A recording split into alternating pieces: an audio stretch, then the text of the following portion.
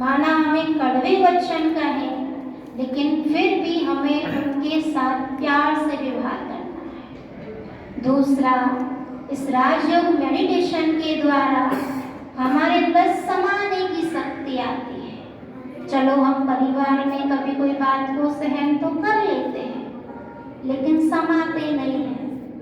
फिर हम उस बात को कभी किसको कहेंगे, कभी किसी को कहेंगे। तो जैसे सागर होता है तो सारी नदियों का, नालों का सारा पानी किसमें जाता है? सागर। और वो सागर भी उस गंदगी को अपने पास नहीं करता है, लहरों के माध्यम से किनारे कर देता है। इसी प्रकार संसार में जो अन्य आत्मा है, मनुष्य आत्मा, वो आपके अंदर गंदगी डालेंगी, बातें आएंगी, समस्याएं आएंगी, लेकिन हमें उन्हें क्या कर देना है? किनारे कर दीजिए। राजयोग मेडिटेशन के द्वारा हमें परखने की शक्ति आती है। कभी कभी ऐसी सिचुएशन हमारे सामने आ जाती है कि हम परख नहीं पाते हैं, क्योंकि इस समय मनुष्य के अंदर कुछ, बाहर कुछ होता है। और अगर हम किसी व्यक्ति को परखेंगे नहीं तो समय पर धोखा खा लेते हैं। तो राजयोग मेडिटेशन के द्वारा हमारे अंदर परखने की भी शक्ति आती है।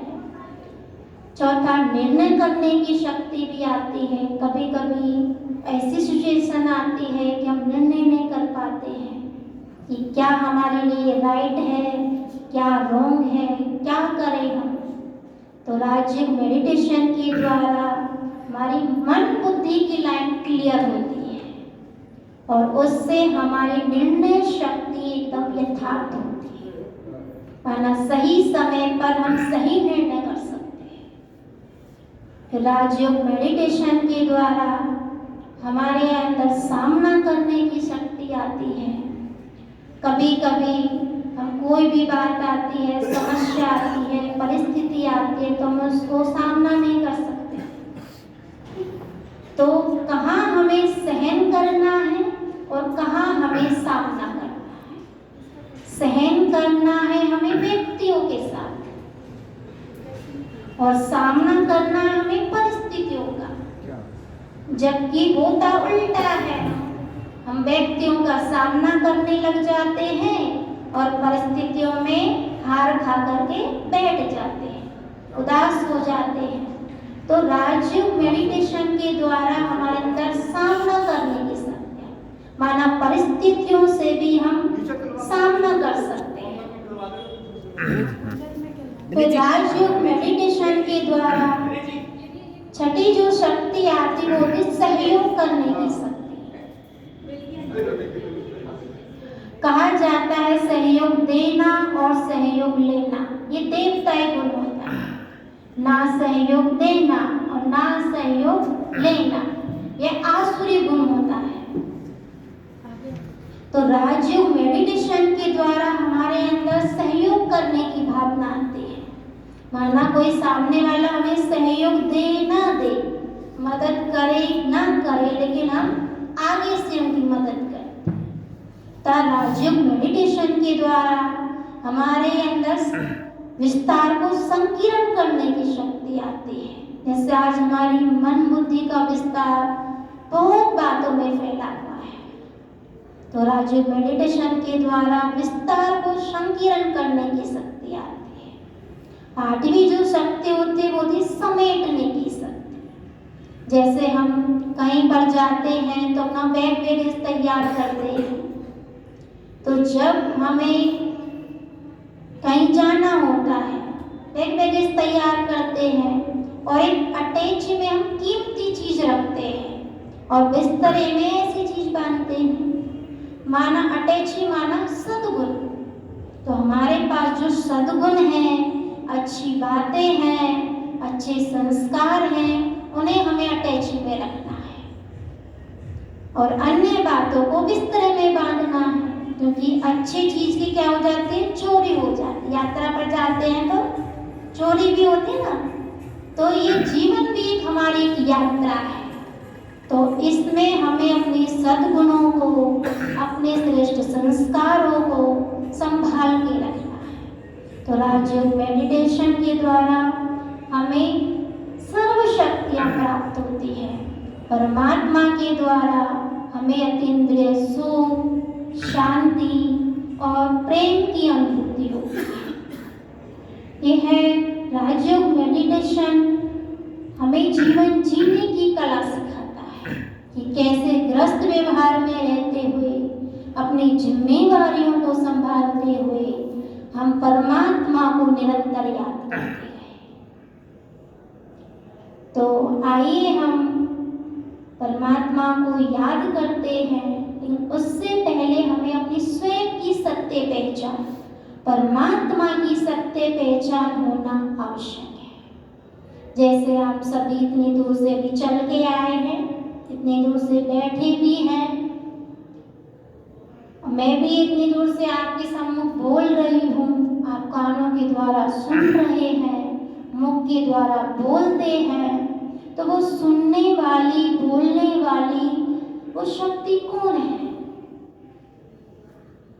और जब तक वो शक्ति शरीर के अंदर है, तब तक हम चलते फिरते, उठते बैठते हर कर्म करते हैं। लेकिन जिस समय वो शक्ति शरीर से निकल जाती है, आँख होते भी हम देख नहीं सकते, कान होते हुए भी हम सुन नहीं सकते, तो ऐसी कौन सी पावर है जो पूरे शरीर को चलाती है? जब तक वो पावर इस शरीर के अंदर है, सब हमसे प्यार करते हैं, हम भी सबसे प्यार करते हैं। लेकिन जब वो शक्ति शरीर से निकल जाती है, घर में आपको कोई 5 मिनट भी रखना पसंद नहीं। तो उस शक्ति का, उस एनर्जी का नाम है आत्मा। हमारे शरीर के अंदर आत्मा है, तब तक ये जीवन है। जब तक शरीर में आत्मा नहीं, तो ये जीवन भी समाप्त। तो आत्मा का रूप क्या है? जिस प्रकार एक स्टार होता है, तो आत्मा का स्वरूप भी निराकार ज्योति बिंदु स्वरूप स्टार मिसल होता है। जब भी हम मंदिर जाते हैं, तो सबसे पहले क्या झुकता है? हमारा सिर ही झुकता है। और जब हम अपने भाग्य पर गर्व करते हैं, तो भी सबसे पहले हमारा हाथ कहाँ जाता है? भ्रमकुटी के मध्य, जहाँ पर हम भक्ति मार्ग में तिलक लगाते हैं, चंदन लगाते हैं, माताएं बिंदी लगाती हैं। तो आत्मा का निवास स्थान भी हमारे शरीर में कहाँ है? भ्रमकुटी के मध्य में, जहाँ पर हम तिलक लगाते हैं। तो आत्मा का निवास स्थान भी हमारे शरीर में भ्रमकुटी के मध्य होता है। तो मैं आत्मा निराकार हूँ, ज्योति बिंदु हूँ, तो मुझ आत्मा का पिता परमात्मा भी निराकार ज्योति बिंदु स्वरूप है।